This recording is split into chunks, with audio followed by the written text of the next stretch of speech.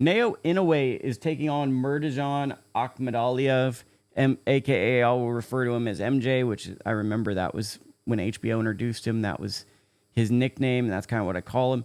Really interesting fight. Inoue has had a lot of fights in his career that resemble this fight, where in the lead up to the fight, you go, man, this is the most challenging opponent Inoue has ever fought. And then he has this crazy habit of making each and every top contender not look nearly as good as their resume suggests. He's basically aced the exam up until his last year, where he got knocked down by Luis Neri, and then he got knocked down in his last fight against Ramon Cardenas. This upcoming fight will be very telling in the career of Inoue, because he basically fought guys of Akhmadaliev's level, maybe a little below it, and stopped them in his rise up the ranks in 1, 2, 3 rounds. You know, he was stopping them quickly.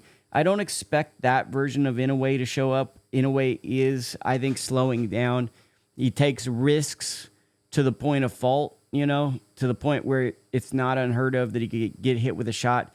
But MJ, to me, he's a fantastic fighter, but even in his last fight, even in the Topless fight, he has a way of making fights too competitive. And that's something that I was hoping that I would see him kind of step on the gas and outclass this guy going into it. I'm excited the closer the fight gets.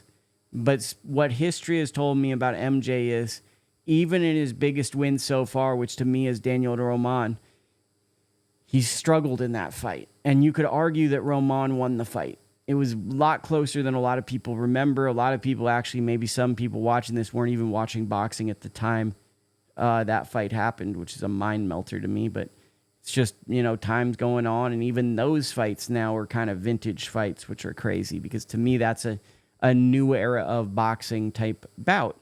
But that being said, I think it's hard to doubt Inoue.